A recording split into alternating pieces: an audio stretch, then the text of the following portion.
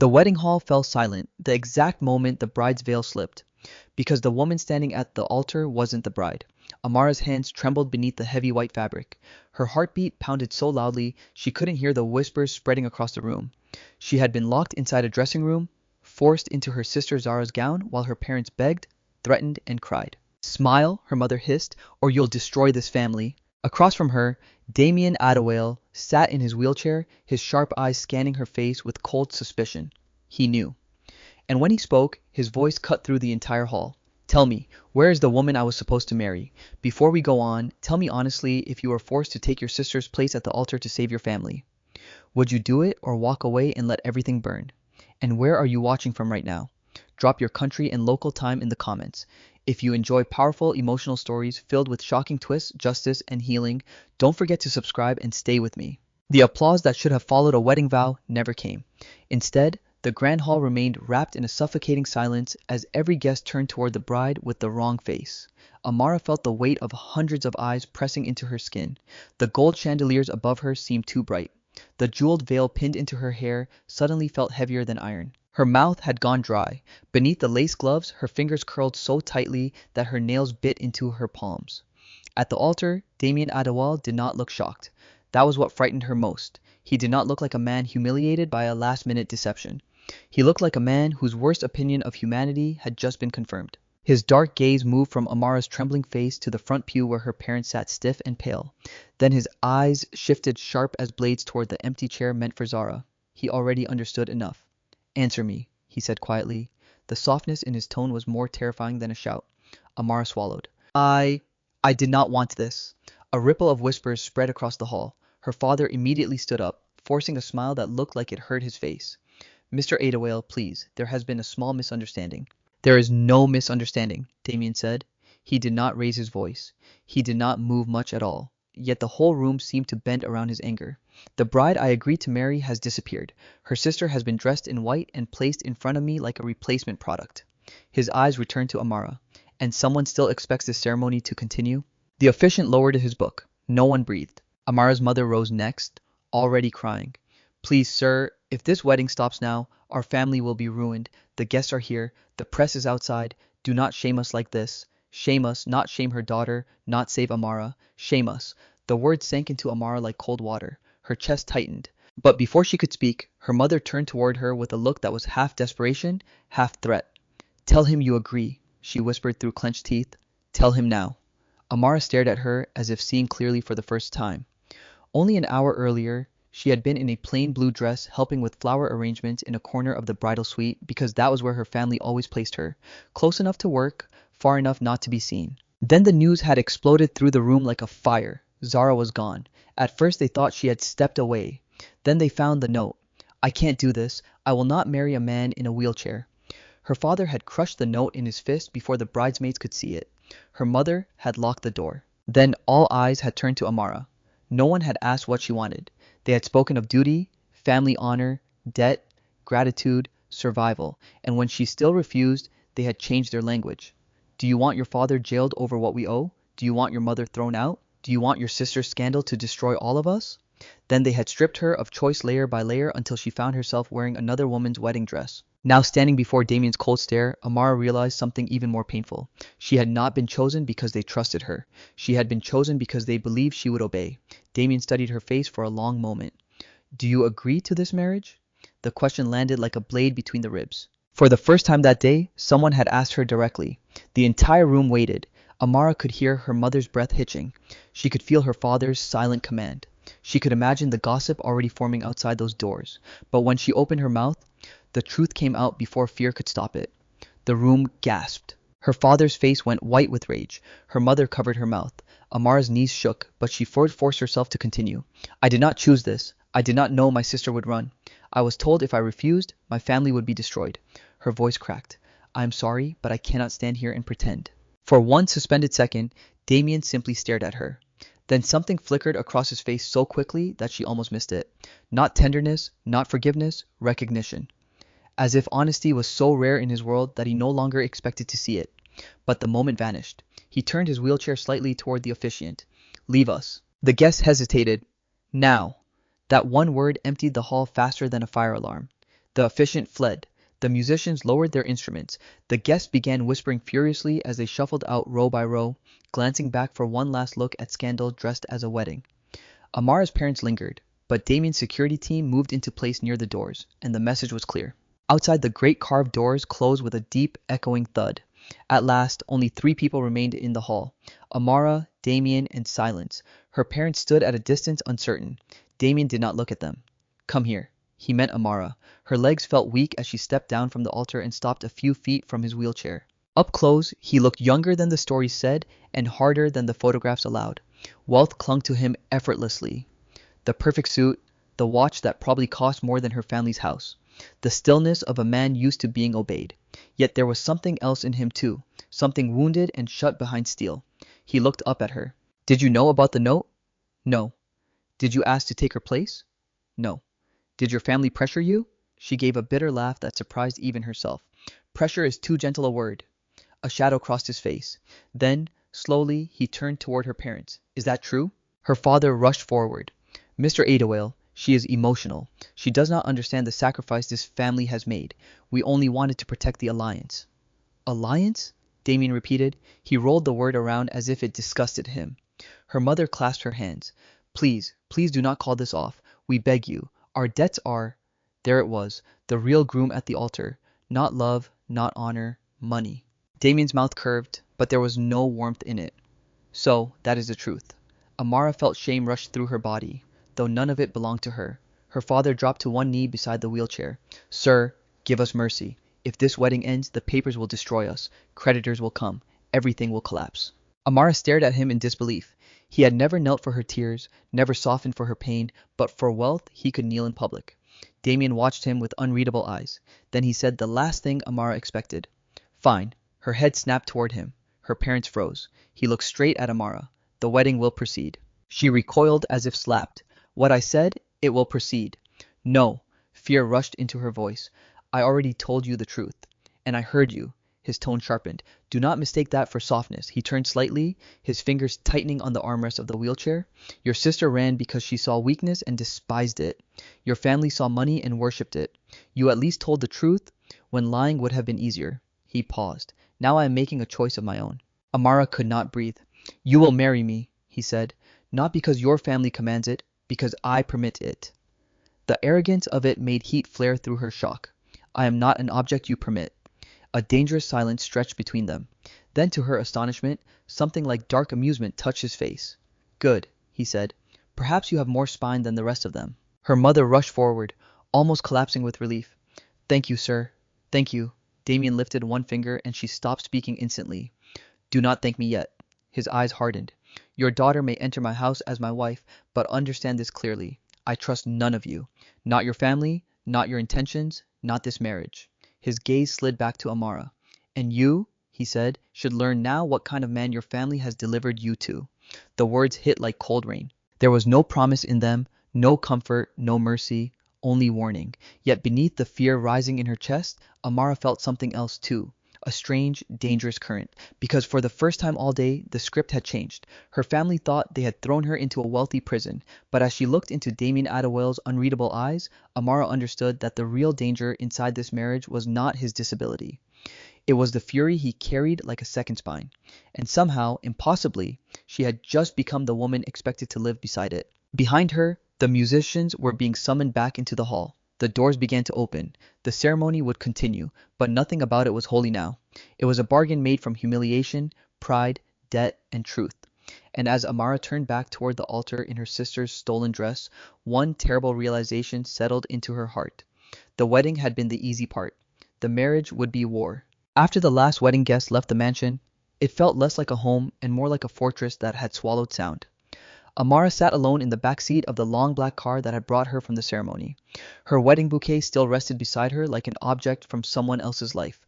White petals had begun to bruise at the edges. The diamonds stitched into her gown scratched against her skin every time she moved. Her head ached from smiling at strangers she could not remember, bowing to elders she had never met, and standing beside a husband who had barely spoken to her except in clipped, cold instructions. Across from her, Damien sat in silence, one hand resting on the arm of his wheelchair, his expression half hidden by the shifting city lights passing across the window.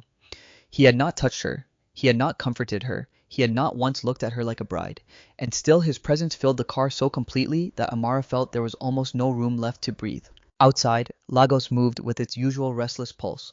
Motorbikes slipped through traffic. Street vendors shouted in the warm evening air. Neon signs blinked above pharmacy doors and crowded restaurants. Life went on indifferent to the fact that she had been forced into a marriage that morning and taken into a stranger's world by sunset. When the gates finally opened before them, Amara looked up and felt her stomach drop. The Adewale mansion did not glow with the warmth of a family estate. It rose out of the dark like a monument to power. Massive walls, sharp modern glass, cold stone security lights cutting across the driveway in clean white beams. It was beautiful in the way a knife could be beautiful. The car stopped beneath the grand entrance. Before the driver could open the door, Damien spoke for the first time in a while. "There are rules." Amara turned toward him. His eyes remained fixed ahead. "You will learn them quickly, or this house will become very hard for you." Her fingers tightened around the wilted bouquet. "I did not marry you for comfort." That earned her a brief glance. Not warm, not approving, but interested. "No," he said. "I suppose you did not." The driver and a uniformed guard helped with the wheelchair. Amara stepped out on unsteady legs, the hem of her dress sweeping over black stone polish so perfectly she could see a faint reflection of herself in it. A woman dressed like a queen, walking like a prisoner. Inside, the entrance hall was vast and immaculate. Marble floors, high ceilings, art arranged with expensive restraint. Tall arrangements of white orchids, a staircase curved upward like something from a luxury magazine. Yet there was no softness in the space. It was all control, precision, distance. A line of staff waited just beyond the foyer, maids in crisp uniforms. A gray-haired house manager, 2 guards, a cook, and a younger man holding a tablet. Their expressions were professionally blank, but Amara could feel their curiosity burning beneath the surface. They had expected one bride and received another. The house manager stepped forward. "Welcome home, madam." Home. The word almost made her laugh. Damien rolled past the receiving line without acknowledging anyone. "This is Mrs. Adewale. You will treat her with the respect the title requires." There was a brief chorus of "Yes, sir."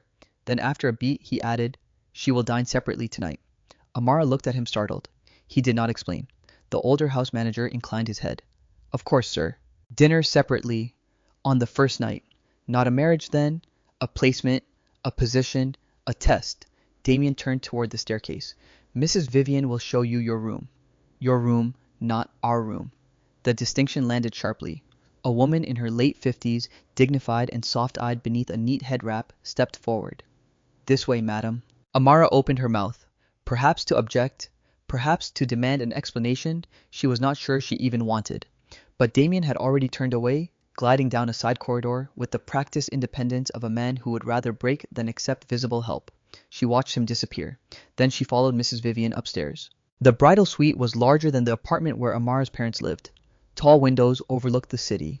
Silk curtains framed the glass. The bed was enormous, draped in white linen and gold details too elegant to feel real. Fresh flowers had been arranged in crystal vases. Gift boxes sat stacked on a velvet bench near the foot of the bed. Somewhere hidden speakers released soft instrumental music. It should have felt luxurious. Instead, Amara felt as though she had been placed inside a stage set built for a wife no one expected to have a soul. Mrs. Vivian moved quietly around the room, opening a wardrobe filled with new clothes.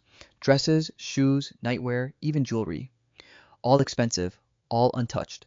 "Sir gave instructions this afternoon," the older woman said carefully. Amara repeated the words. Mrs. Vivian hesitated, then lowered her voice. "Mr. Adewale prepares for everything." The answer lingered in the air. Everything. As if somewhere beneath the insult and scandal of the wedding, Damien had already anticipated disorder. As if he had learned long ago that people disappointed him so often that preparation was safer than trust. Mrs. Vivian approached with gentle caution. "Would you like help changing out of the gown?" For 1 second, Amara nearly said no out of pride. Then the exhaustion crashed over her in a wave so heavy she thought she might fall. "Yes," she whispered. The zipper came down. The dress slipped away. The veil was removed. Piece by piece, the armor of the day was stripped from her body until she stood in a silk robe she had not chosen in a room she did not know under a name that still felt unreal. Mrs. Vivian folded the wedding dress with great care. Amara looked at it and felt something inside her twist. "That gown was chosen for my sister," she said. Mrs. Vivian glanced up. "But it was worn by you." The words were simple, yet they settled somewhere deep. Before Amara could answer, a sharp crash echoed faintly through the corridor outside. Both women froze. It had been the sound of something breaking. Then came the muffled shout of a child. Amara straightened instantly. What was that? Mrs. Vivian's face changed. Not fear, exactly. Weariness. It is nothing, madam. It was obviously not nothing. Another voice rang out, young, angry, and followed by running footsteps. Amara was already at the door before the house manager could stop her. She stepped into the hallway and followed the sound to the upper landing that overlooked a family lounge below. What she saw there made her pulse jump. A boy of about 10 stood near a shattered vase, breathing hard, his fists clenched at his sides. Another child, a girl perhaps 7 or 8, stood behind the sofa with wide, frightened eyes. Two younger boys lingered near the staircase, one trying not to cry, the other glaring at the adults around him with a fury too old for his face. And at the center of it all sat Damien in his wheelchair, rigid with contained anger. The gray-haired tutor standing nearby spoke first. I only asked Master Jamal to finish his work, sir. He threw the vase. The older boy shouted, I hate this house. One of the younger boys immediately yelled, Me too. The girl's eyes darted up and landed on Amara. Everything stopped. The room went still in that strange, suspended way families do when a stranger witnesses the moment they usually hide. Amara stared. 4 children. Not visitors, not cousins, not guests. They were too comfortable in their chaos, too wounded in their silence, too rooted in the space. Damien noticed where she was looking and his expression turned to stone. For a long second, neither of them spoke. Then Amara asked the only question her stunned mind could form. Who are they? The children looked at Damien. The staff looked at the floor. Damien's jaw tightened. That is none of your concern tonight. The answer only sharpened her confusion. She stepped farther onto the landing. They're in your house. Yes, he said coldly, and still not your concern. The older boy, Jamal, if the tutor had spoken correctly, snorted with bitter defiance. Tell her, enough, Damien snapped, but the damage was done. Amara had already seen too much. The little girl, clutching a torn stuffed toy, the youngest boy barefoot, the second boy with bruised shadows under his eyes from too many nights not sleeping well. And beneath all of it, something far more unsettling than the broken vase. None of them looked surprised to be here. Amara's voice softened despite herself. Are they your children? Damien's eyes rose to meet hers. Yes. The word hit like a dropped stone. For a moment she could only stare at him. At the altar he had looked like a solitary man wrapped in wealth and anger. No one had mentioned children. No one had mentioned a family already living inside these walls. No one had said she would enter not just a marriage but a house full of hidden history. The little girl suddenly stepped closer to the wheelchair and whispered just loudly enough for Amara to hear. Is she the new one? New one? Not wife? Not madam? Not mother? The new one. Amara felt a chill pass through her. Damien's face hardened further. Take the children upstairs. The staff moved quickly. The youngest resisted. Jamal jerked away from the tutor's hand. The little girl kept staring at Amara with a mixture of fear and fierce judgment, as though measuring how long this woman would stay before she disappeared like someone else had. As they were led away, the smallest boy muttered under his breath, She'll leave too. Amara heard it, and somehow worse than the insult was the certainty behind it. When the room cleared, only she and Damien remained in the silence of broken glass and secrets. He looked exhausted suddenly, though the steel in his voice remained. You should have stayed in your room. Amara descended 2 steps, unable to stop herself. You should have told me. I do not owe you my private life on the first night of an arranged disaster, and I do not owe you blindness. Something flashed in his eyes again.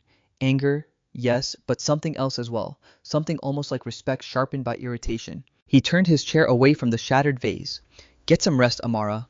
But as Amara watched the direction in which the 4 children had disappeared, she knew one thing with sudden, painful clarity. In this mansion, the deepest wounds were not the ones people spoke about. They were the ones everyone had already learned to step around. Amara barely slept. The bed was too soft, the room too quiet, and the silence inside the mansion felt unnatural, as if every wall had learned to hide a scream. She lay awake for hours beneath sheets that smelled faintly of lavender, staring at the ceiling and replaying the images from downstairs. The shattered vase, the frightened little girl, the angry boy named Jamal, the smallest child muttering, She'll leave too. When the first light spread across the windows, turning the glass pale gold, Amara rose and dressed in the simplest clothing she could find in the wardrobe. A plain cream blouse and a long brown skirt. She avoided the expensive dresses lined up like costumes in someone else's life. She tied back her hair, washed her face, and looked at herself in the mirror. She still looked like a bride who had been misplaced, but her eyes no longer looked shocked. They looked alert. Downstairs, the household was already moving with quiet efficiency. Staff crossed the wide corridors carrying trays, fresh flowers, and folded linen. Somewhere in the distance, dishes clinked softly. The mansion was awake, yet it still did not feel alive. Mrs. Lena met her outside the morning room with a careful smile. Good morning, madam. Please, Amara said, her voice gentler than her expression. Call me Amara. The older woman hesitated. In this house, titles matter. Maybe, but names matter too. Something warmed briefly in Mrs. Lena's eyes. Very well, Amara. Breakfast had been arranged on a small table near tall windows overlooking the courtyard. Tea, fruit, toast, eggs, everything arranged with meticulous beauty. Only one place setting. Amara stopped. I was told I would dine separately last night. Is that also true this morning? Mrs. Lena lowered her gaze. Sir takes breakfast in his study. And the children? A pause. In the schoolroom, usually. Usually. The word confirmed what Amara already suspected. Nothing in this house functioned like a family. Everyone ate in assigned corners behind doors under rules. Even grief probably had a schedule here. She sat down slowly, but did not touch the food. Why didn't anyone tell me there were children? Mrs. Lena folded her hands in front of her. There are many things no one tells in this house until they must. That is not an answer. No, the older woman said softly. It is not. Amara looked out the window, jaw tight. Do they really belong to him? Yes. The answer came so quickly it made her turn. Mrs. Lena did not elaborate. Her face had already gone guarded again. Before Amara could press further, footsteps thundered across the corridor outside. Small, fast, unrestrained. Then a child's voice burst through the quiet. I said I'm not hungry. A moment later, a boy shot past the doorway, barefoot, thin, furious. It was one of the younger boys from the night before, perhaps 6 or 7, with wide eyes and a face set in stubborn rebellion. A maid followed behind him in distress. Master Khalil, please. The boy stopped only when he noticed Amara sitting by the window. His body froze. His expression changed instantly from anger to suspicion. He looked at her the way children looked at dogs that had kicked them before, ready to run, ready to bite, ready for pain. The maid caught up breathing hard. I'm sorry, madam. He refused breakfast again. Khalil's chin lifted. I don't want it. Amara set down her teacup. Why? The child frowned clearly, not expecting the question. Because I said so. That almost made her smile, but she kept her face calm. That is not a reason. That is a wall. His eyes narrowed further. The maid whispered urgently. Please do not trouble yourself, madam. We'll handle it. That phrase again. We'll handle it. The same language adults used when they had stopped seeing children as frightened human beings and started treating them like difficult furniture. Amara stood. Khalil took half a step back. She noticed everything at once. The worn cuff of his pajama sleeve, the slight smudge on his cheek, the guarded way his arms crossed over his chest. Defiance on the outside, need underneath. I'm not going to drag you anywhere, she said. He gave her a sharp look. You're his wife. The words were accusatory, almost like a crime. Yes. So you'll start making rules. Amara held his gaze. Not before I understand the ones already hurting you. For the first time, the child looked uncertain. The maid stared at Amara as though she had spoken a foreign language. From the doorway behind Khalil came another voice, cooler and older. He won't eat eggs if they're soft. Amara looked up and saw the little girl from the night before. She stood perfectly still, clutching the same worn stuffed toy against her chest. In daylight, she looked smaller than Amara had realized. All delicate wrists and watchful eyes. Her face might have been beautiful if it had not already learned so much caution. Imani, the maid said, startled. You should be in the schoolroom.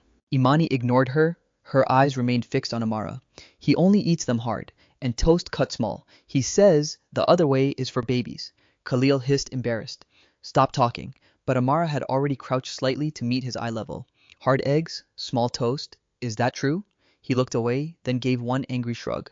The smallest concession. It was enough. Amara straightened and turned to the breakfast table. She picked up a knife, cut a piece of toast into small squares, and placed them on a clean plate.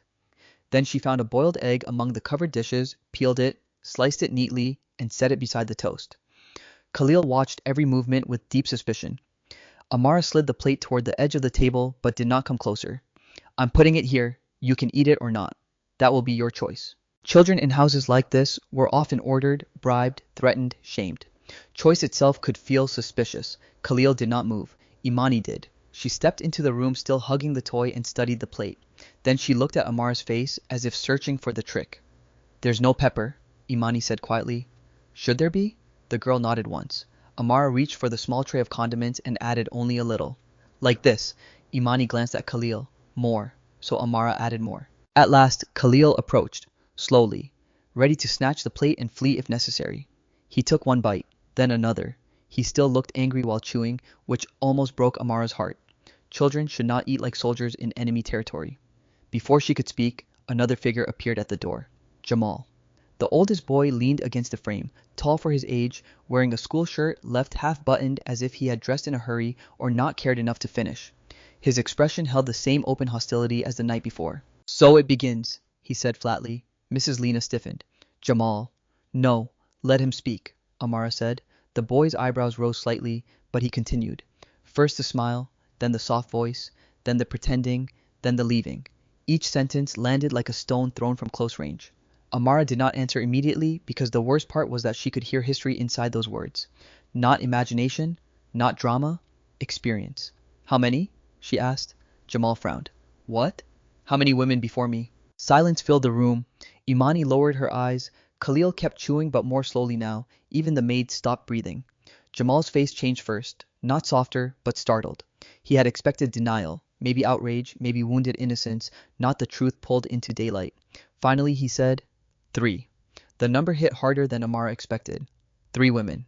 3 women who had come close enough to leave a shape in these children's lives and then disappeared. Not mothers, perhaps, not wives, but women who had entered under some promise of care and left behind proof that adults could be temporary. "And what happened to them?" Amara asked. Jamal's jaw tightened. "Ask him." That answer told her more than a speech would have. Before she could respond, a sharp male voice cut through the corridor. "What is happening here?" The children stiffened. Damien entered the room in his wheelchair, immaculate in a dark morning suit. His presence changed the air as suddenly as a storm cloud crossing the sun. One hand rested on the wheel rim, the other held a folder, though it was instantly clear that whatever business had occupied him seconds ago no longer had his full attention. His gaze moved from Khalil, with the plate, to Imani standing too close to Jamal in the doorway, and finally to Amara. For one long second his face revealed nothing. Then his eyes fell to the breakfast table, to the extra plate, to the pepper, to evidence of an order already disturbed. Khalil lowered the fork. Imani clutched her toy tighter. Jamal straightened like a boy preparing for battle. Amara rose slowly.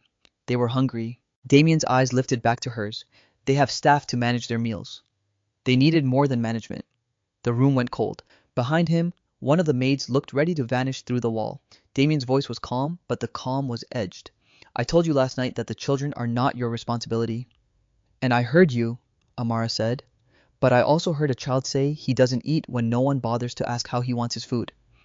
A dangerous silence stretched. Jamal looked between them with open disbelief, as if he could not decide whether she was brave or foolish. Damien rolled farther into the room, each quiet movement carrying controlled authority. "This house functions through order. Boundaries exist for a reason." Amara met his stare. "Then maybe the boundaries are part of the problem." Mrs. Lena inhaled sharply. Khalil stepped back from the table. Imani's frightened eyes widened. For a moment Amara thought Damien might erupt. His jaw flexed once. His fingers tightened on the wheel. Instead, he did something strange. He smiled. It was not a kind smile. It was the smile of a man who had just found a new opponent and had not yet decided whether to admire her or destroy her.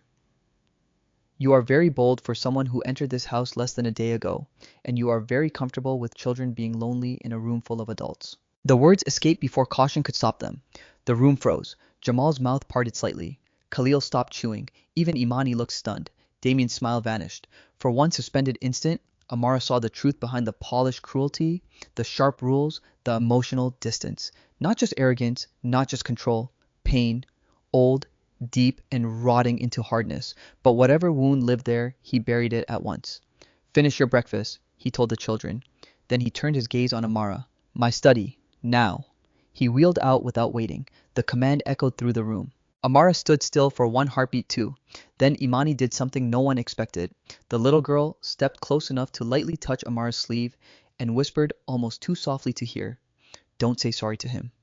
Amara looked down. Imani's face was pale but fierce. "He likes when people get scared," the child murmured, "but he listens when they don't." Then she stepped back as if the courage had burned her. Amara stared after Damien's retreating figure, pulse beating hard in her throat. So that was the shape of the house. Fear below, secrets in the walls, wounds everywhere. And now, whether she wanted it or not, she had crossed a line no obedient wife was supposed to cross. She had stepped between a powerful man and the silence he used to control his world. And something told her the next conversation would change everything. Damien's study was colder than the rest of the house. Not in temperature, in feeling.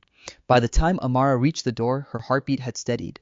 But the tension in her shoulders remained. She paused only once before entering. Not out of fear exactly, but to prepare herself. The room beyond was lined with dark wood shelves, framed certificates, quiet art, and floor-to-ceiling windows overlooking the city. Everything inside it spoke the same language as the rest of the mansion: power, order, and expensive restraint. Damien sat behind a wide desk of black polished wood, his wheelchair angled slightly toward the window. A file lay open before him, though he was not reading it. He had already been waiting for her.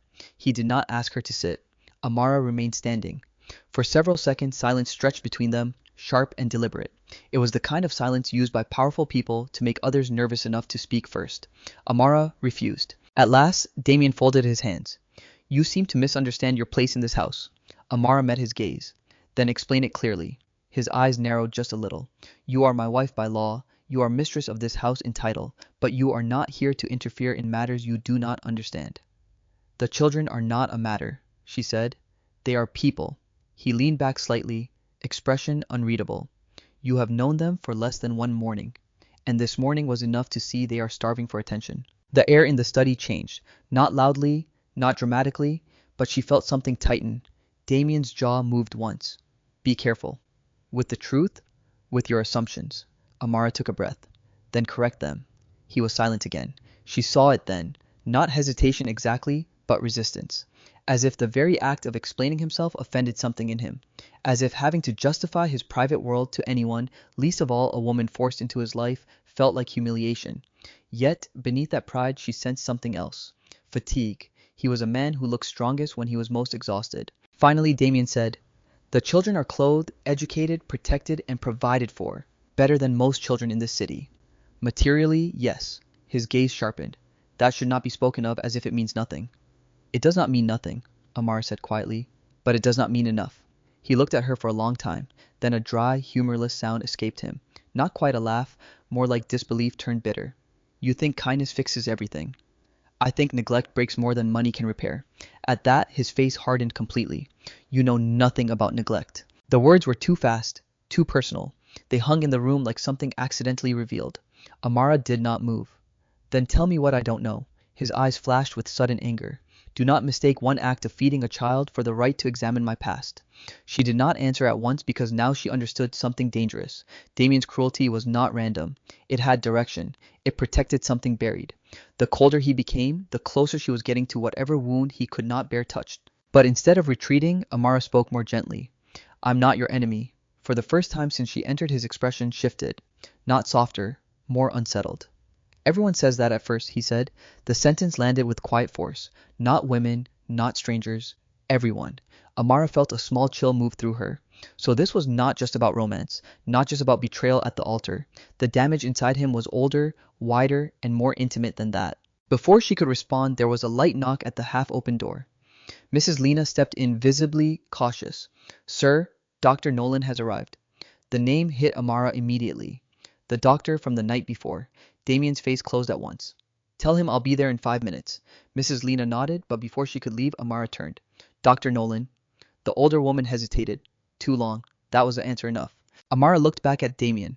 "Why does a doctor come here in secret?" His voice went cold. "That is not your concern." "It became my concern the moment I was forced into this marriage." "No," he said sharply. "It became your concern when you chose to stay." The room fell still. Amara stared at him. "Think I chose this?" "I think," he said, each word precise, "that you were given a chance to refuse at the altar. You refused the lie, then you still married me." The truth of that stung partly because it was not entirely false. She had said no, and then she had stayed, not because she trusted him, not because she loved him, but because in that moment something in her had understood that walking away would not restore her life. It would only scatter the pieces in a different direction. Still she lifted her chin. "I stayed because you made a decision no one gave me time to understand." "And yet," he said, "here you are in my house challenging my rules before the ink on the marriage certificate is dry." She almost answered, but the study door suddenly swung wider. A small figure burst inside. Imani. She stopped the instant she saw Amara standing there and Damien behind the desk. Her little body went stiff, her stuffed toy hung from one hand, her breathing was too fast as if she had run before gathering enough courage to finish what she came to do. Mrs. Lena, horrified, rushed after her. "I'm so sorry." Imani raised one hand without looking away from Damien. Mrs. Lena stopped. The child swallowed. "Khalil won't stop crying." Something changed in Damien's face, quick and difficult to read. Not panic, but impact. He rolled his wheelchair around the desk at once. "Why?" Imani looked down. He said he had the dream again. The dream again. Not a tantrum then, something worse. Amara stepped aside as Damien moved toward the door with sudden urgency. The speed and precision with which he handled the chair told her two things at once. First, he had done this before many times. Second, whatever distance he kept from the children, during daylight, their pain could still reach him where nothing else could. The corridor outside felt narrower as they moved through it. Amara followed without asking permission. Mrs. Lena stayed close behind, torn between duty and worry. The crying was audible before they reached the bedroom at the end of the hall. Khalil sat curled on the floor beside the bed, sobbing with the raw, broken sound of a child dragged awake by terror. Zain, the youngest boy, quiet until now, stood nearby, wringing his hands helplessly. Jamal lingered against the wall, face hard, but his eyes were scared. The tutor was nowhere in sight. Damien stopped just inside the doorway. For a single second, he did nothing. Then he said very quietly, "Everyone out except Zain." The authority in his voice moved the room instantly. Jamal left first, though not without one sharp glance at Amara. Imani slipped out next. Mrs. Lena remained at the threshold. Amara started to step back too, but Khalil suddenly cried out through his tears, "Don't let him go!" Everyone froze. Khalil was not looking at Amara. He was looking at Damien. The little boy's face was wet, his breath catching. "Don't let him take Zain too." The words struck the room like thunder. Amara saw the effect on Damien immediately. His entire body went still. Even his hand on the wheel rim tightened so hard the knuckles whitened. Zain's lip trembled. "I'm not going anywhere." But Khalil was trapped in something deeper than the room. "He always says that," he sobbed. "Then people leave." The sentence tore through Amara. Not just grief. Pattern. This was the shape of their fear. Not one loss, but repeated loss layered until every goodbye felt like betrayal waiting to happen. Damien wheeled closer. His voice when he spoke had lost its usual edge. "Look at me." Khalil cried harder. Damien moved until he was directly in front of the boy, low enough not to tower over him. "Khalil." The child's eyes finally lifted, and in that moment, Amara saw something she had not expected to witness so soon. Damien without performance. No coldness, no control sharpened into intimidation. Only a man trying clumsily but urgently to reach a terrified child.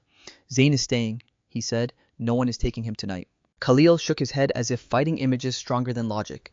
Then, before Amara could stop herself, she crossed the room, sank to the floor beside them, and spoke in the softest voice she had. "Can you tell me about the dream?"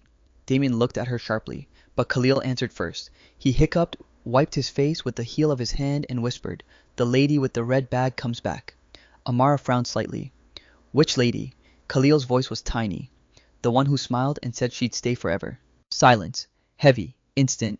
Absolute. Amara felt it in the room before she understood it in words. A woman, one of the three, one who had promised permanence and left a wound deep enough to become a nightmare. No one moved. Then from the doorway, Jamal's voice came low and bitter. "That was our mother."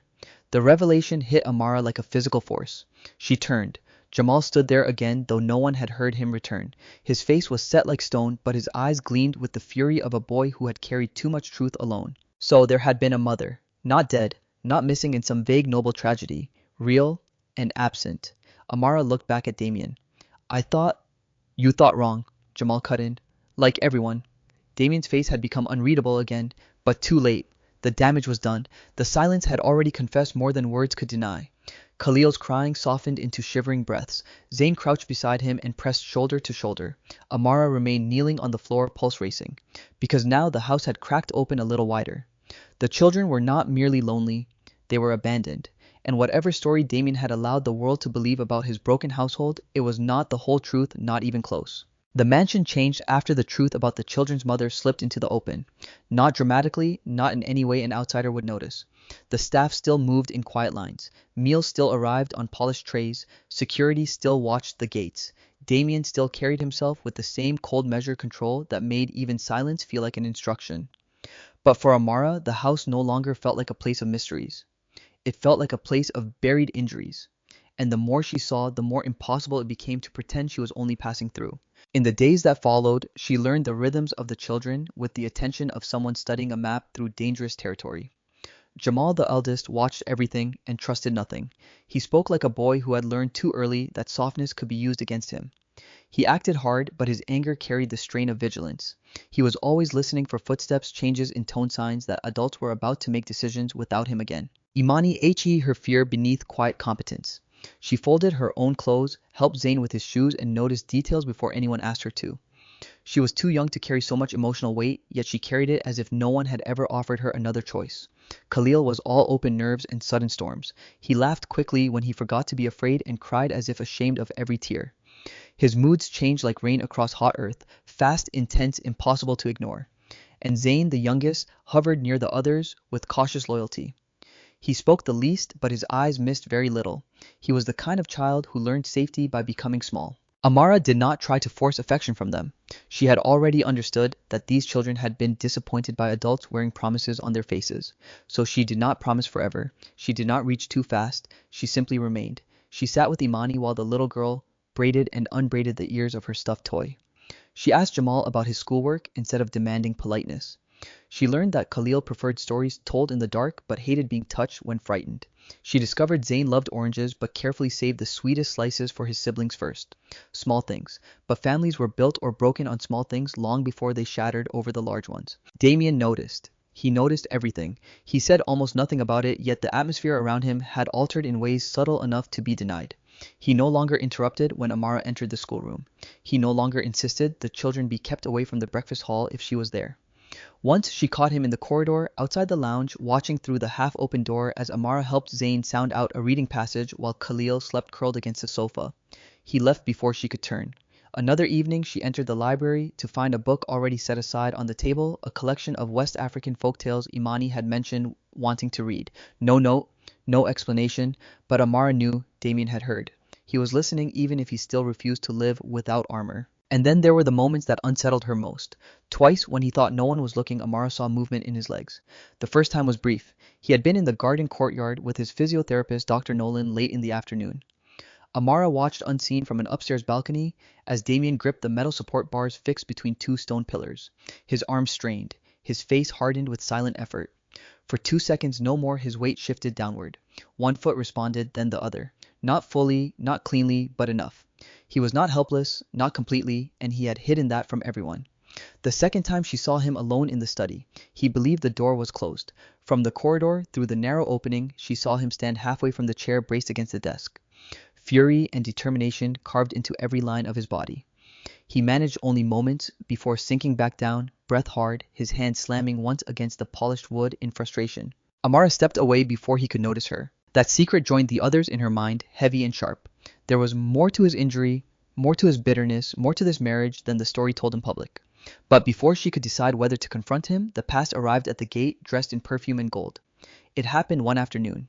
The children had been in the courtyard under the jacaranda trees, restless with a freedom they did not quite trust.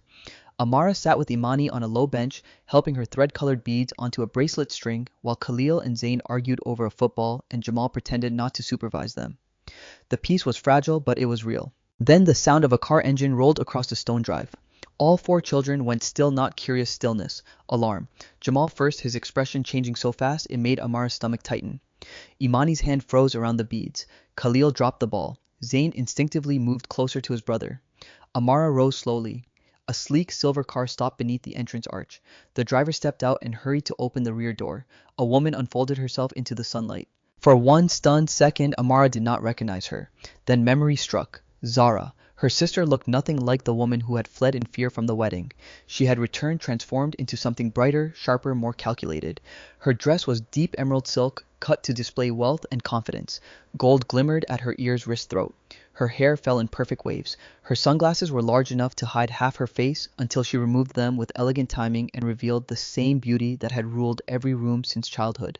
Only now it was colder, more polished, more dangerous. Zara smiled toward the house like a woman arriving where she believed she belonged. Amara felt her blood turn to ice. No, she whispered. Imani looked up at her. You know her? Before Amara could answer, the front door was opened. 2 guards moved into position, but too late. Zara was already climbing the steps with the confidence of someone who had once been welcomed everywhere. High heels clicked across stone. Her perfume reached the courtyard even before her voice did. Well, she said lightly, her gaze landing on Amara. This is awkward. The children looked between them. Khalil frowned. Who is she? Zara's eyes to the children for the briefest second. And in that second, Amara saw it. The lack of curiosity, the calculation, the immediate assessment of what role they played in the structure of the house. Not people, variables. Then Zara smiled wider. I'm family. Amara stepped forward before any child could answer. You need to leave. Do I? Zara removed her gloves finger by finger as if settling in for a pleasant visit. Last time I checked, you were standing in my place. The words sliced straight through the quiet. Jamal's eyes narrowed. Imani moved closer to Amara. Even Khalil, who understood little of the adult history, sensed enough poison in the air to become wary. Amara kept her voice low. You ran. Zara shrugged. I reconsidered. You humiliated this family. A laugh escaped her sister. Don't be dramatic. I protected myself. From what? A man in a wheelchair? For the first time, Zara's smile thinned. Then her gaze slid over Amara from head to toe, taking in the simple cotton dress the children gathered near her, the absence of jewelry, beyond the wedding ring she had not asked for. Oh, Zara murmured. It's true then. Amara stiffened. What is? You've really settled in here. Her sister's eyes sharpened with amused contempt. Playing house, playing mother, playing dutiful little wife as if any of this was meant for you. The cruelty was familiar. Amara had heard versions of that tone all her life, but it no longer struck the same way because this time children were listening. Go, Amara said again. But Zara was not looking at her anymore. She was looking toward the entrance hall behind Amara where a second figure had appeared at the top of the steps. Damien. No one had heard him approach. He sat in his wheelchair, dressed in a charcoal suit, one hand resting on the rim, his expression so still it seemed carved from dark stone. Yet something in the air around him had changed. The servants near the doors lowered their eyes. One guard subtly shifted stance. Even the children seemed to withdraw by instinct. Damien's gaze moved from Zara to Amara to the children, taking in the scene with one controlled sweep. Then he said, Explain. Zara's entire face transformed. It was almost art. The hard amusement vanished. Warmth flooded her features. Regret softened her eyes. Her voice, when she stepped toward him, was lower, breathier, touched with sorrow. Damien, she said, I came to fix what never should have broken. Amara stared in disbelief. Her sister placed one hand over her heart. I was afraid that day. I was foolish. I believed terrible things about what marriage to you would become, and I panicked. But I've had time to think, time to understand what I lost. Damien did not blink. Zara descended one step into vulnerability, so graceful it would have convinced strangers instantly. I came back because I know now I made a mistake. Silence stretched. Then calmly Damien asked, Did you... The question seemed to please her. She mistook the calm for openness. Yes, Zara said softly, and I'm prepared to correct it. Amara felt Imani's small hand close around her fingers, because now even the children understood this was not merely a family confrontation. This was invasion. Zara turned slightly, as if only now acknowledging the audience. Surely no one believes this arrangement should remain permanent. Her eyes slid to Amara with glittering sweetness. She was a replacement, a temporary solution in an embarrassing moment. The insult landed exactly as intended. Khalil looked confused. Jamal looked murderous. Zayn pressed close against his brother's side. Amara's throat tightened, but she forced herself not to react. Damien's face revealed nothing. That nothing was somehow worse. Zara took another step forward. I am here now. I'm willing to do what should have happened from the beginning. Amara could not breathe. The courtyard, the children, the mansion, even the bright afternoon sky seemed to hold still, waiting for his answer. Then Damien looked at Amara. Not long, not gently, but long enough for unease to spread through her chest like cold water. Because for the first time since Zara arrived, she saw not anger in him, but thought, calculation, the same unreadable silence he wore when deciding who to trust, who to test, who to break. And in that terrible moment, Amara understood something before anyone spoke it aloud. Zara had not returned only because of pride. She had returned because she knew something. Something about Damien, about his wealth, about his hidden power, about what she had thrown away when she fled from the altar thinking she was escaping a broken man. Now she believed she was reclaiming a prize, and the worst part, the part that made Amara's pulse stumble, was that Damien had not told her to leave. Not yet. Zara was not sent away. That was the first wound. Not a dramatic declaration, not a grand humiliation, just the absence of rejection. Damien looked at her, listened to her polished apology, and then said only, You may stay for tea. The words fell with quiet precision, and Amara felt them like cold metal sliding beneath the skin. Zara's lashes lowered, hiding a flash of triumph too quick for anyone except Amara to catch. She smiled with graceful restraint as though she had been offered very little, when in truth she had been given exactly what she came for. Entry. The children reacted immediately. Jamal turned away so sharply that the football at his feet rolled into the flower bed. Imani's fingers tightened painfully around Amara's hand. Khalil looked from one adult to another with the tense, alert confusion of a child who sensed danger without fully understanding its name. Zayn simply went quiet in that small, shrinking way he had whenever the atmosphere in the house changed too suddenly. Amara kept her face still. It was the only control she had left. Tea was served in the sunroom. The choice of room itself felt deliberate. Not the formal drawing room meant for dignitaries, not the study where business turned into judgment, but a bright glass-walled space overlooking the garden, soft enough to resemble civility, and public enough to keep open cruelty hidden under manners. The silver service gleamed. The porcelain cups were impossibly thin. A tray of pastries sat untouched in the center of the table like decoration in a house where sweetness rarely survived long. Damien positioned himself at the head of the low table. Amara sat to one side. Zara took the seat opposite her, perfectly composed, one ankle crossed over the other, her elegance sharpened by purpose. Mrs. Lena served in silence and left. No children were invited. That was the second wound. The conversation began with the soft lies people use when circling a battlefield. "I must say," Zara murmured, lifting her teacup, "you have created an extraordinary home, Damien." Amara almost laughed. Created a home? This mansion had structure, wealth, security, and pain. Home was still under construction in every room. Damien said nothing. Zara continued smoothly, filling his silence with admiration, the way skilled manipulators filled emptiness with bait. "I was young. I was frightened. Everyone was talking at once that day. My parents, your advisors, the press outside, the pressure of the ceremony." She let out a soft breath. "I made a terrible mistake." "You ran," Damien said. The cup did not shake in Zara's hand, but Amara saw her jaw tense for half a second. "Yes," Zara said. "I ran, and now I'm here." The answer hung in the room, simple, bold, designed to suggest bravery where greed lived underneath. Damien's gaze remained unreadable. "That is obvious." Zara set down her cup. "I came back because I understand something I did not understand before. A marriage is not a fairy tale. It is responsibility, partnership, the choice to stand beside someone in difficulty instead of fleeing from it." The hypocrisy was so immense it almost distorted the air. Amara stared at her sister in disbelief. This was the same woman who had once mocked her for patching the same sandals 3 times instead of asking for new ones. The same woman who treated every relationship as a mirror meant to reflect her own value back at her. And now she sat beneath filtered sunlight, speaking like a saint reborn through wisdom. Damien turned his head slightly toward Amara. "You are very quiet." The comment felt like a blade wrapped in silk. Amara met his eyes. "I'm listening." Zara smiled sweetly. That is what Amara does best.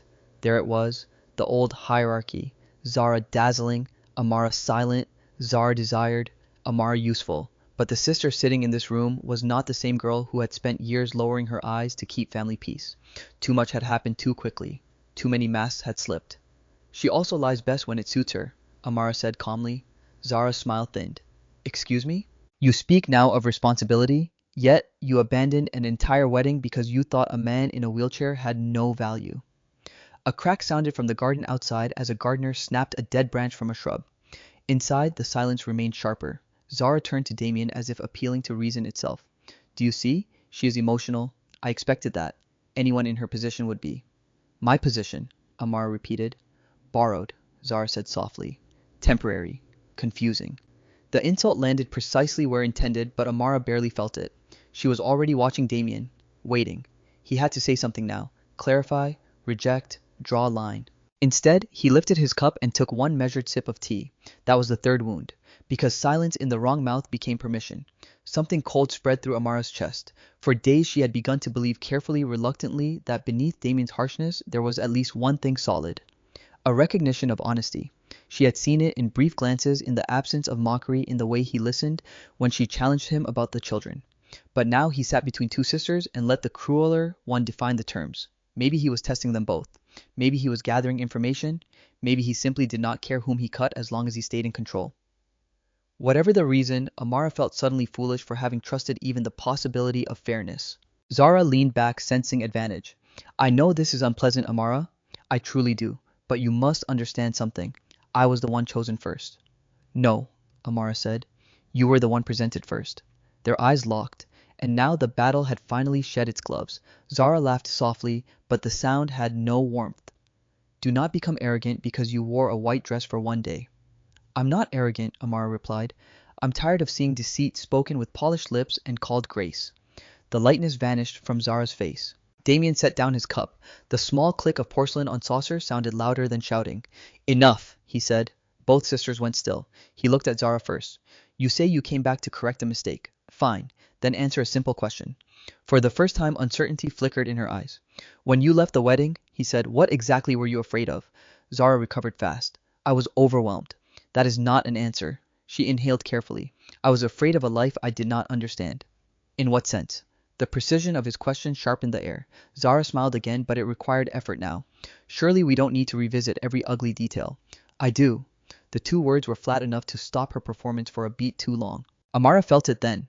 This was not acceptance. This was examination.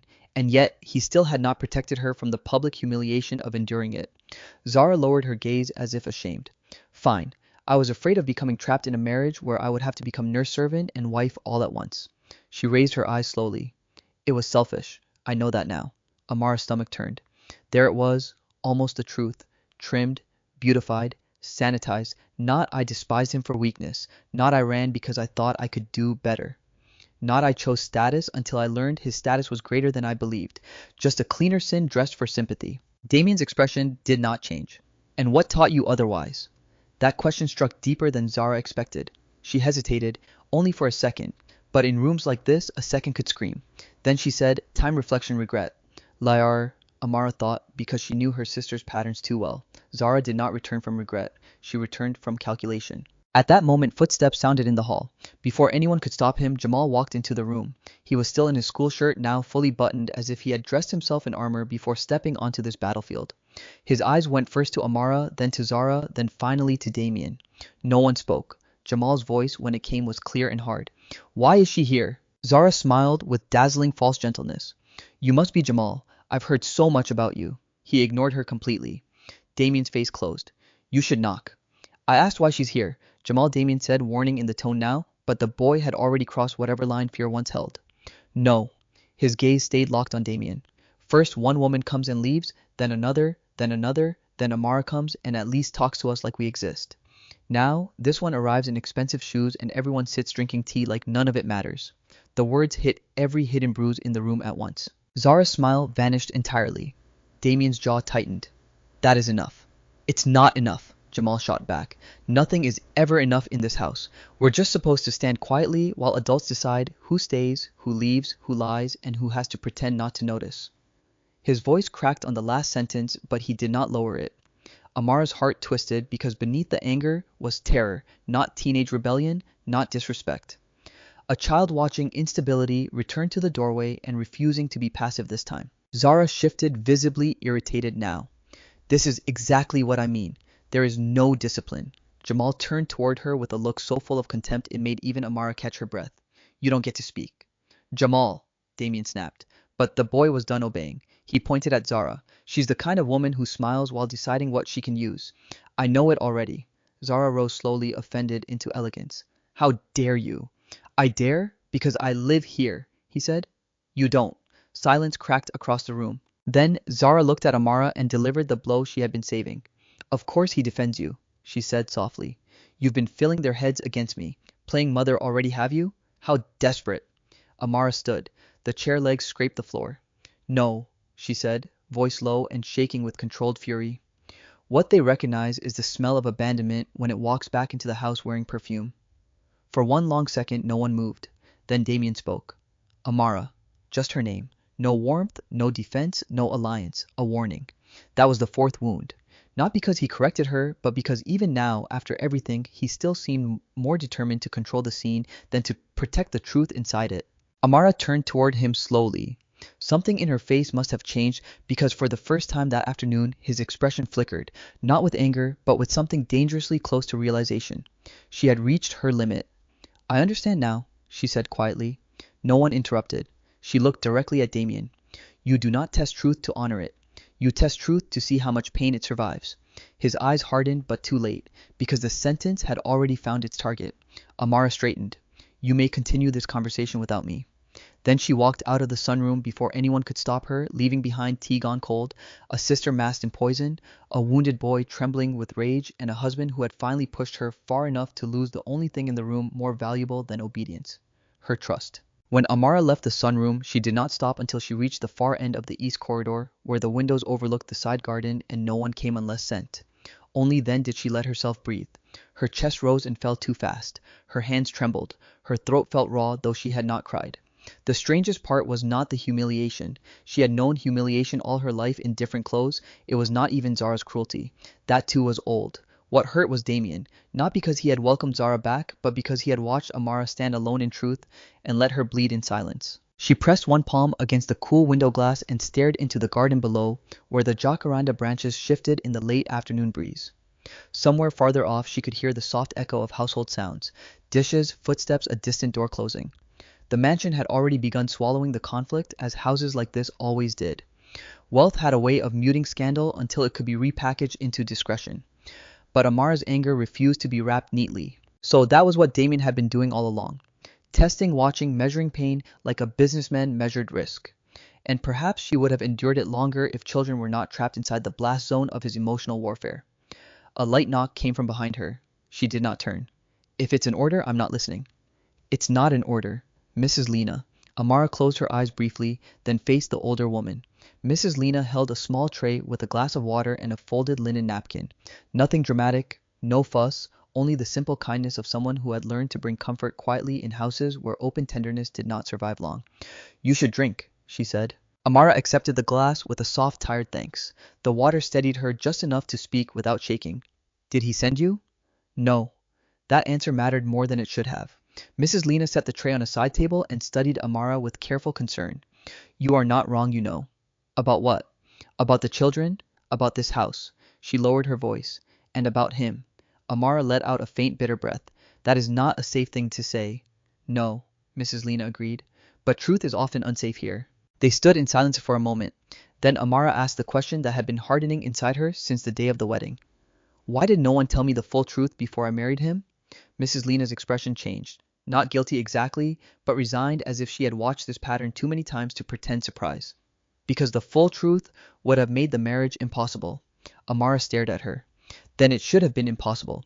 Yes, the older woman said softly, but impossible things happen every day when rich families are afraid. The answer landed heavily. Before Amara could ask more, hurried footsteps came down the corridor. Jamal appeared breathing hard from anger, rather than exertion, his face storm dark. He's in the study, he said. With her. The word snapped something in Amara's chest. Not jealousy exactly, but a cold instinct that danger was moving faster than truth. Mrs. Lena frowned. You should not be wandering the corridors listening to adults. I wasn't listening, Jamal said. People only think children don't notice because it makes lying easier. Then he looked at Amara. If you want to know why she came back, don't ask her. Ask his office. That caught her attention immediately. What do you mean? Jamal's jaw tightened. She didn't come because she suddenly became good. She came after Uncle Derek visited. Who is Uncle Derek? His lawyer. The boy's eyes sharpened. And after that her phone call started. Secret ones. Then suddenly she appears at the gate looking like a magazine cover. Mrs. Lena inhaled. Jamal. But Amara was already thinking. Lawyer. Phone calls. Sudden return. Not regret. Information. Zara had learned something. And if she had, it was almost certainly about money. Or power. Or both. Where is the office? Amara asked. Mrs. Lena's eyes widened. You must not, please. The older woman hesitated. Then, with the weariness of someone who knew fate had already chosen its direction, she nodded toward the west wing. Second floor end of the hall. But if he finds you there... No, she did not know. But she went anyway. The office suite felt different from the family sections of the mansion. Colder, cleaner, built for strategy rather than living. Amara moved fast, but quietly, pulse rising with every step. She passed framed awards, closed doors, a waiting area no family member would ever need, and finally reached the private office adjoining the main study. The room was unlocked. That surprised her enough to make her pause. Inside, everything was arranged with exacting discipline. Shelves of legal files and business reports, a sleek desk, 2 screens darkened to black. A cabinet with coated drawers, and on the side credenza, a folder left slightly open beside a silver pen. Amara's conscience pulled one way. The memory of Zara's triumphant smile pulled the other. She crossed the room. The file was marked with the seal of Damien's legal firm. Inside were documents, corporate transfers, trust protections. Estate notes. Most of it was jargon dense enough to blur at first glance. Then one phrase caught her eye. Adewale Family Transitional Control Protocol. She read more quickly. The deeper she went, the colder she felt. Damien had not merely inherited a company, he had recently secured complete controlling authority over the Adewale Group after a prolonged internal battle.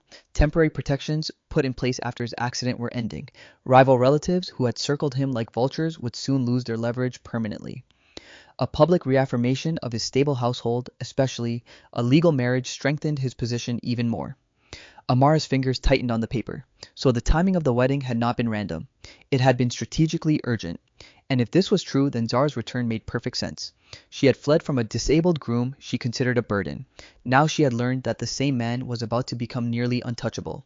The mistake she wanted to correct was financial. A second document slipped partly free when Amara turned the page. It was older, personal, medical. She froze. Patient progress summary. Confidential. Dr. Nolan. Her eyes moved over the lines too quickly, at first then slowed. Severe trauma-related spinal injury. Significant recovery achieved through intensive therapy. Functional standing and limited walking possible with continued treatment. Public disclosure not advised due to pending legal vulnerabilities and targeted manipulation risk. Amara stared. Not completely disabled. Recovering. Deliberately hidden. Her breath caught. So he had lied too. Not just concealed. Lied.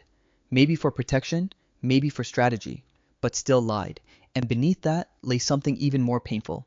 He had been fighting alone while building a public mask strong enough to weaponize pity against those who sought to use him. She did not know whether to feel fury or sorrow. Another paper rested beneath the medical report, this one handwritten by the lawyer. Verify source of leak. Likely through bride's family or external surveillance. If Zara returns after news of control transfer motive, confirm, proceed with caution. Do not inform Amara until certainty established. Amara went still. There it was. Proof. Damien had suspected Zara's motive already. He had allowed the tea, allowed the humiliation, allowed Amara to sit through it all because he was confirming his theory.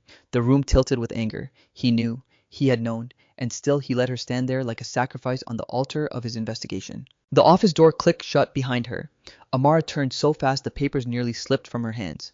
Damien was there. For one impossible second she forgot to breathe. He stood not fully upright, one hand braced hard against the doorframe, the other against a cane she had not heard. His body carried the strain of effort, but he was undeniably on his feet. The secret was no longer a secret. His face was pale with exertion and dark with anger. You should not be in here. The shock hit Amara first, then rage replaced it almost instantly. And you should not have treated me like bait. The words landed hard. Damien's jaw tightened. He pushed himself farther into the room, the movement controlled but costly. Put the file down. No. He looked at the papers in her hand, and some calculation behind his eyes failed. Not because he had been discovered standing, because he realized exactly how much she had already seen. Amara lifted the medical summary. So this is the truth. You're recovering, you can stand, you might walk again, and while I was being humiliated in that sunroom, you were using my pain to test whether my sister came back for money. His voice dropped dangerously low. I was protecting this family. By lying to it. His eyes flashed. You think lies and strategy are the same thing because you have never had predators smile at you across a boardroom table, and you think using people becomes noble when you call it strategy. The silence between them shook. Damien took another step, small, unsteady, but real. You do not understand what my accident unleashed. Men in my own bloodline waited for me to become helpless. Investors questioned whether I could remain in control. Associates who once praised me began speaking about succession as if I were already half buried. Then a bride fled before the whole city. His voice hardened further. I learned very quickly that weakness, real or perceived, is expensive. Amara's anger did not soften, but something in her chest shifted. Because this was no longer abstract bitterness. This was survival twisted into method. Still, she held her ground. And where do I fit in that method? He looked at her with a force that made the question feel heavier than either of them expected. That is what I was trying to determine. The answer cut cleaner than any lie. Amara stared at him, stunned by its honesty. Not because it was kind, because it was brutal enough to be true. He had not known whether she was another opportunist or the only innocent person dragged into the wreckage. And rather than trust, he had chosen observation. Pain as evidence, just as she said. Slowly, Amara set the medical papers down, but kept the lawyer's note in hand. You should have told me. Yes, he said. The admission startled her. He did not look away. Yes, he repeated. I should have. For the first time since entering, Amara saw him not as the cruel husband in the wheelchair, not as the powerful CEO moving people like pieces, but as a man who had survived too many betrayals to understand that one more secret could destroy the last honest thing in his reach. The tragedy of it almost broke her anger. Almost. Then she lifted the lawyer's note. So what now? You confront Zara? You expose my family? You finish your test. Damien's face changed. The stillness returned, but now it was focused. No more uncertainty, no more watching and waiting. He had his confirmation. Yes, he said quietly. A chill passed through the room. Because Amara knew that tone. It was the sound of judgment arriving, and somewhere downstairs, unaware that the trap had just closed around her, Zara was still smiling. By evening, the mansion no longer felt merely tense. It felt staged. Not in the decorative sense, in the dangerous sense. as if every corridor, every lamp, every polished surface had been positioned for a confrontation that had already begun moving toward its appointed hour. Amara noticed it first in the staff. Mrs. Lena became quieter than usual. The guards outside the main hall changed shifts early. Two of Damien's legal advisors arrived just before sunset and were led not to the office wing, but to the formal reception room downstairs. Even the children sensed it. Jamal kept prowling the upper landing like a sentry. Amani barely touched her dinner. Khalil became clingy, without understanding why. Zayn asked twice whether anyone was leaving tonight.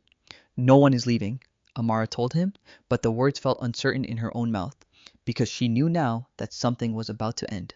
Mrs. Lena came to Amara's room with a message. "Sir requests your presence in the main hall." Requests. The politeness of the word did not disguise the weight beneath it. Amara dressed simply. Deep blue, no jewels, no softness, intended to please anyone. When she reached the grand staircase, she saw at once that this was no private family discussion. Everyone was there. Damien waited below in the center of the main hall, seated in his wheelchair, one hand resting lightly on the armrest. To his right stood his lawyer, Derek, tall and severe, holding a leather folio. Two members of the household security team remained near the doors, not aggressive, but unmistakably present. To the left stood Amara's parents. Her mother's face was pale with confusion. Her father kept adjusting his cuffs as if elegance might protect him from whatever he did not yet understand. Zara stood a half step ahead of them in a fitted gold dress, beautiful and composed, though too alert now to be fully relaxed. She had expected a conversation, perhaps even a negotiation, not this arrangement. The children watched from the landing above despite clear instructions to stay away. Amara saw them instantly. Jamal at the front, hard Imani beside him, fingers wrapped around the railing. Khalil and Zayn pressed close together behind. They were not supposed to hear any of this, but they would, and perhaps that was inevitable. When Amara descended the last step, Damien looked up at her. His face gave away nothing, but his eyes held a new clarity. Cold, resolved, almost frightening in its calm. "Sit," he said. A chair had been placed slightly to one side, not beside him. The distance struck her, though she did not show it. She sat with her back straight and her hands steady in her lap. Damien let the silence stretch just long enough to remind everyone who controlled the room. Then he began. "This matter concerns deception," he said. "Repeated deception. Financial deception, familial deception, and personal deception." Zara's smile thinned faintly. "Damien, if this is about the wedding again, I've already explained." "No," he said. "You performed. That is not the same thing." The room went still. Her father tried a nervous laugh. "Sir, surely we can discuss this privately. We are family now." Damien turned his head slowly toward him. "That assumption is under review." A tiny sound escaped Amara's mother. Zara recovered first. "What exactly is this?" Damien nodded once to Derek. The lawyer opened the folio. 3 weeks before the wedding, Mr. Adewell's office received evidence that certain parties connected to the bride's family had made inquiries regarding the structure of the Adewell group, including voting control, trust timing, and marital implications for executive succession. Amara's father went visibly rigid. Zara's expression did not change, but the stillness in her shoulders deepened. Derek continued. "These inquiries were not public, which means the information was either solicited improperly or leaked." Her mother looked confused. "I don't understand any of this," Damien said without looking at her. "You understood money. That was enough." The words landed hard. Amara flinched internally, not because they were false, but because she could already feel the room sliding towards something irreversible. Zara lifted her chin. "If you are accusing us of anything, say it plainly." "Gladly," Damien said. He nodded again. Derek drew out several printed pages and handed them first to Zara, then to her father.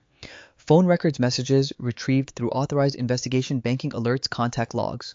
Zara scanned the first sheet and color drained from her face so quickly that even her mother gasped. Her father's hands began to shake. Amara did not need to see the pages to know what they contained. Still, hearing it aloud was different. Derek's voice remained dry and professional. The day after learning that Mr. Adewell's controlling stake would become unchallengeable upon final transfer, Mrs. Zara Bello placed 7 calls to a third-party image consultant, 2 calls to a private driver service, and 4 calls to contacts linked to social media rumor channels. 48 hours later, she began making inquiries about returning to the Adewell residence. Silence cracked open. Zara looked up sharply. "You had no right to investigate me." "I had every right," Damien said, "once you turned yourself into a financial risk with lipstick." Her father stepped forward in panic. "Sir, please." Zara was emotional. "Young women make foolish decisions." Damien's gaze sliced to him. "Then let us discuss your decisions." He gestured to Derek again. Another paper. Another blow. The lawyer read, 2 days before the wedding, Mr. Bello accepted an emergency private transfer from an intermediary account connected to debts secured against the family home and business holdings. The transfer was conditional on successful completion of the marriage. Amara's mother began crying instantly. Her father opened his mouth, but no sound came. Amara felt cold all over. She had known about the pressure, known they were desperate, but hearing the machinery of it exposed in formal language stripped away even the last excuse of confusion. They had sold urgency to their daughter and called it duty. Derek continued, mercilessly precise. Further, after the bride absconded, internal messages confirm a plan to substitute the younger daughter without disclosure to the groom in order to preserve the financial arrangement and avoid public scandal. Her mother covered her face. Her father whispered, "We were desperate." "No," Amara said before she could stop herself. Everyone turned. Her voice was low, but it carried. "You were willing." The words hung there undeniable. Her father looked at her as if slapped. "Amara, all my life," she said, rising slowly from the chair. "You asked me to be patient, useful, understanding. You let Zara shine and told me sacrifice would make me virtuous. But this," her voice tightened, "this was not desperation. This was choosing the child you thought would obey." Her mother sobbed harder. "We thought after the wedding you would be secure. We thought you would live better than us." Amara stared at her. "You never asked what living better meant to me." Damien watched her very still. The children above did not move. Zara suddenly threw the papers to the floor. "This is absurd," she snapped. "So what if I ask questions? So what if I change my mind?" Any sane woman would want to know the truth about the man she was marrying. "The truth," Amara said, turning toward her. "You ran because you thought he had less value. You came back because you learned he had more." Zara's eyes flashed. "And what about you? Don't stand there pretending you're pure. You stayed." The accusation hit exactly where it was meant to. Amara did not answer immediately because part of her had asked herself that same question. Why had she stayed? Pride, survival, curiosity? The children. The strange pull of a wounded man who seemed cruel and broken in equal measure. Before she could speak, Damien did. "She stayed after telling the truth at the altar," he said. "You came back after learning the market value of regret." Zara turned on him, the last of her sweetness gone. "You self-righteous hypocrite, you lied too." The room froze. Damien's eyes narrowed. "You sat in that wheelchair and let the world believe you were more broken than you are. You let people pity you. You let women be tested like livestock. Do not stand there pretending you are honorable." A voice rang off marble and stone. From the landing above, Khalil whimpered softly. Amani grabbed his hand. Amara's pulse jumped because beneath the cruelty, Zara had struck the truth. Damien did not deny it. Instead, he said, "You are correct." Everyone stared. Even Zara seemed thrown off balance. "Yes," Damien said. "I concealed my recovery. I used secrecy to protect my company, my children, and myself from opportunists." His gaze sharpened. "And tonight I am done concealing it." Before anyone understood what he meant, he placed both hands on the armrest of the wheelchair. Amar's breath caught. So did everyone else's. Slowly, deliberately, Damien pushed upward. The first motion looked impossible. The second looked painful. By the third, he was no longer sitting. He stood, not effortlessly, not fully straight. His body carried strain and one leg betrayed weakness he could not entirely hide. But he stood without apology, without collapse, without permission from anyone in the room. Amara heard her mother gasp. Her father actually stumbled backward. From above, Khalil cried out, "He's up!" Jamal gripped the railing so hard his knuckles whitened. Amani's mouth parted in stunned silence. Zayn's eyes went huge. Zara looked as though the floor had vanished beneath her. Damien took one step forward, then another. A cane had been placed near the console table earlier. Amara realized now it had never been accidental. He took it, steadied himself, and stopped before Zara, no longer framed by helplessness, no longer softened by assumptions she had once despised. The power in the room changed shape instantly. This was not the man she had fled, and not the man she thought she could reclaim. "You wanted the truth," he said quietly. "Here it is." His voice did not rise. It did not need to. "I was injured. I was vulnerable. I was betrayed. I learned who looked at me and saw a burden, who saw a bargain, and who still saw a human being." His eyes cut briefly toward Amara. The lesson was expensive, but very clear. Zara tried to recover. "This changes nothing." "It changes everything," Damien said. He nodded once to Derek, who produced a final document. "The marriage substitution fraud, coercive family conduct, and attempted reputational manipulation are all now documented," the lawyer said. "Mr. Adewale will not pursue public criminal exposure at this time, but all debt protections extended through the original arrangement are revoked. Further contact without invitation will be treated as harassment." Her father made a broken sound. "Sir, please no."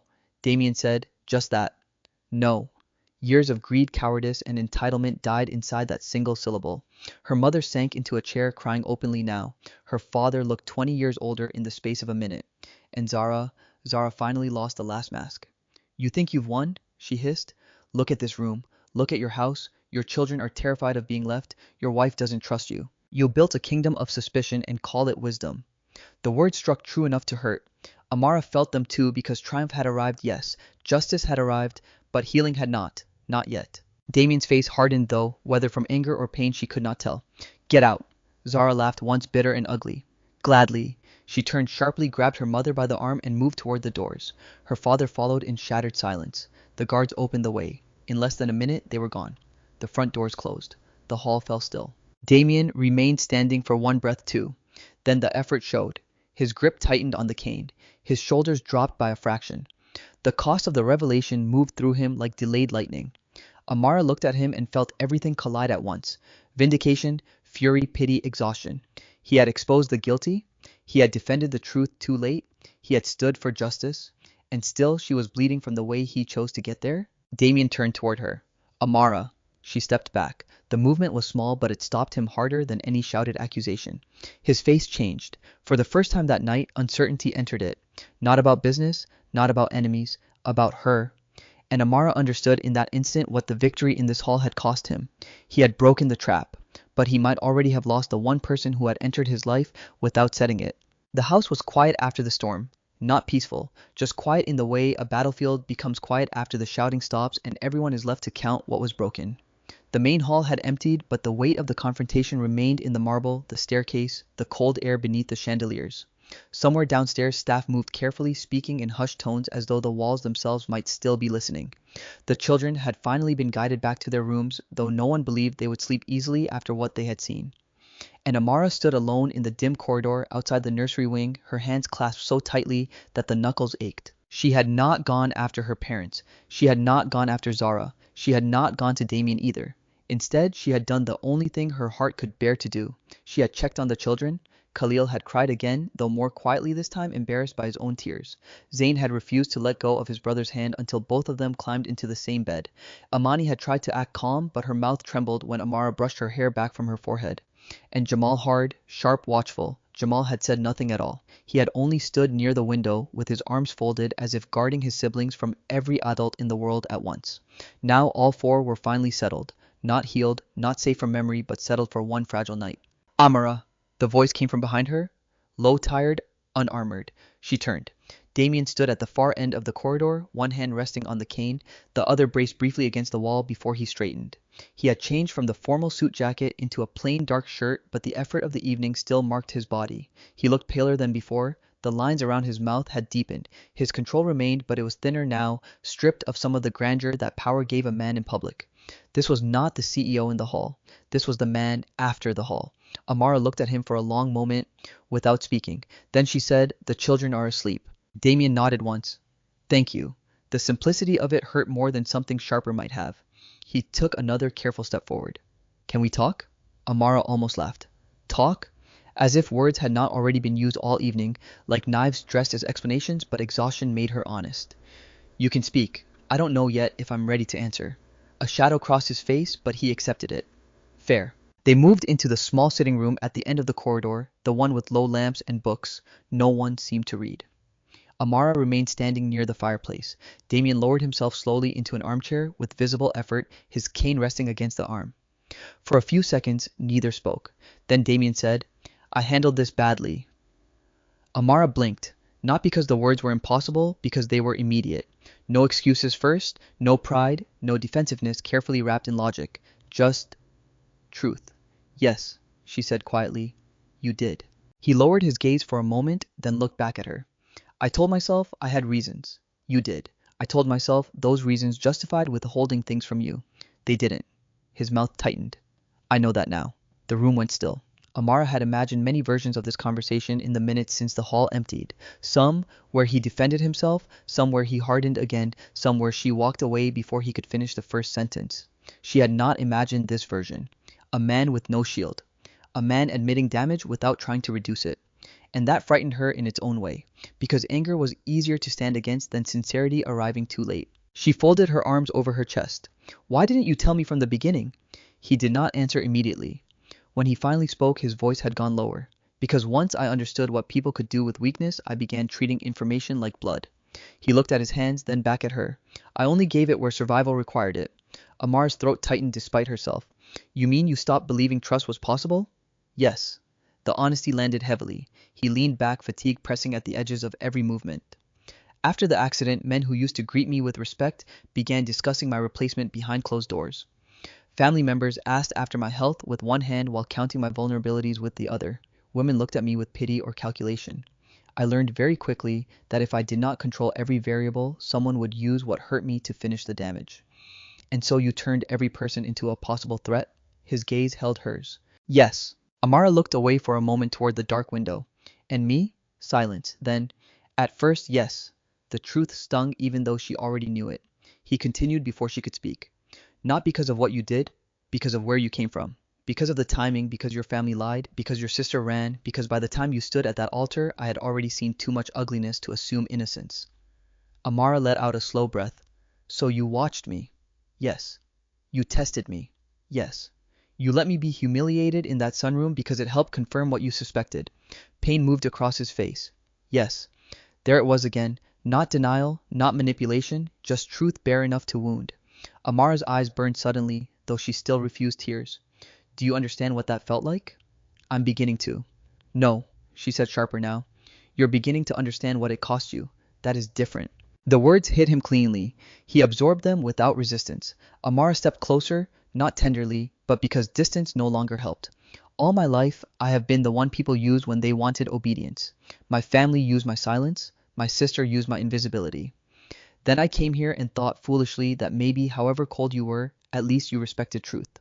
Her voice trembled once, then steadied. But you used truth too. You just used it more elegantly. For the first time that night, Damien looked stricken. Not angry, not proud. Stricken. He closed his eyes briefly, as if the sentence had found some wound already waiting for it. You are right.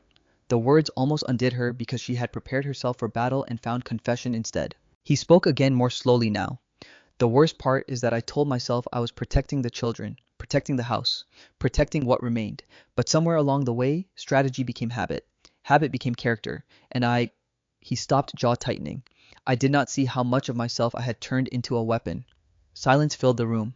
Not empty silence. Living silence. The kind that appears only when something true has finally been spoken and both people know there is no way to step around it anymore. Then Amara asked the question beneath every other question. What do you want from me now? Damien looked at her with an openness she had never seen on his face before. Not forgiveness tonight. That answer surprised her. Then what? He swallowed once. The motion was small, but in a man like him it felt enormous. A chance to become someone who deserves to ask for it later. The room seemed to exhale. Amara turned away for a moment, pressing her hand lightly against the back of a chair. There it was. Not a dramatic declaration, not a theatrical plea, something quieter, something harder, responsibility. At last she looked back at him. You may not like what that requires. I don't care. You say that now. I mean it. Her voice dropped. Then hear me clearly, Damien. If I stay in this house, it will not be as part of your system of tests. I will not live beside suspicion and call it love. I will not let those children grow up thinking care is temporary and truth is tactical. She took a breath. And I will not remain here as your wife in name only while you hide behind rules every time something hurts. He held her gaze. What are you asking? No. Amara shook her head. What I am doing is telling you the cost. She counted it plainly, one line at a time. You tell the children the truth, they are old enough to bear. Not every adult detail, but enough to stop the shadows from raising them. He nodded once. You stop using silence as punishment. Another nod. You let them be a family, not four separate emergencies handled by staff. His throat moved. Yes. You tell me the truth before you tell your lawyers. That one hit harder. She saw it. Then he said, yes. Amara studied him carefully. And if you fail, then you leave. The answer came without hesitation. Yes. Now it was her turn to go still because she had not expected him to say it. Not so quickly, not so cleanly. Damien leaned forward slightly, pain flashing through his body at the movement, but not stopping him. I forced your life into a shape you did not choose. I cannot undo that, but I will not trap you in it by pretending love means possession. The words entered her quietly and stayed. Something in Amara shifted, then not fully, not blindly, not into easy tenderness, but enough to let air into a room that had been sealed too long. She looked at him and saw all the contradictions at once. The brilliant, cruel man, the wounded father, the strategist, the protector, the husband who had failed her, the man trying for the first time not to control the outcome of a conversation. And perhaps that was where healing truly began. Not when pain vanished, when performance did. A soft knock interrupted them. The door opened a little and Imani slipped inside barefoot in her nightdress, her stuffed toy hanging from one hand. She froze when she saw them both as if unsure whether she had walked into danger. Amara softened instantly. Imani. The little girl looked at Damien first, then at Amara. Then she whispered, Khalil had the dream again, but he stopped crying. Damien's face changed at once, while Imani hesitated. Then she said something so simple that it broke the last hard edge of the night. Because he said, maybe people can stay. No one moved. Amara felt her chest tighten. Damien looked away for 1 second, not out of indifference, but because the sentence had hit too close. Imani stood uncertainly in the doorway. Did I come at a bad time? Amara crossed the room and knelt before her. No. Behind them, Damien reached for his cane and stood with slow effort. The movement drew Imani's eyes immediately. This time, she did not look shocked, only thoughtful, as if children more than adults already understood that broken things could heal unevenly and still be worth loving. Amara rose and held out her hand to the girl. Let's go back to your brothers. Imani took it. Then, after a tiny pause, she stretched her other hand backward without looking. Toward Damien. He stared at that small waiting hand for the briefest second. Then he took it, and together they walked down the dim corridor toward the children's room. Not a perfect family, not a healed one, not yet, but something more honest than what had existed before. A beginning. That beginning would become routine. Truth would come in difficult conversations and awkward apologies. The children would stop flinching at every closed door. Jamal would slowly stop watching Amara as if measuring the date of her departure. Khalil's nightmares would lessen. Zayn would laugh louder. Imani would sleep without clutching fear in her fists. Damien would spend less time behind his desk and more time at the breakfast table. Amara would learn that healing was never a grand miracle, but 1,000 stubborn choices made again and again. And in time, the house that began with forced vows and hidden wounds would fill with something no strategy could manufacture. Warmth. The 4 children would call her, not the new one, but Mama Amara, on the day none of them realized it was the first time. And when new life came into the family again, small cries, tiny hands, hope entering the house. Without fear, it would not complete the home. It would reveal that the home had already been built. Not by power, not by money, not by control, but by 2 wounded people who finally stopped asking whether love was safe and chose, despite everything, to practice it anyway.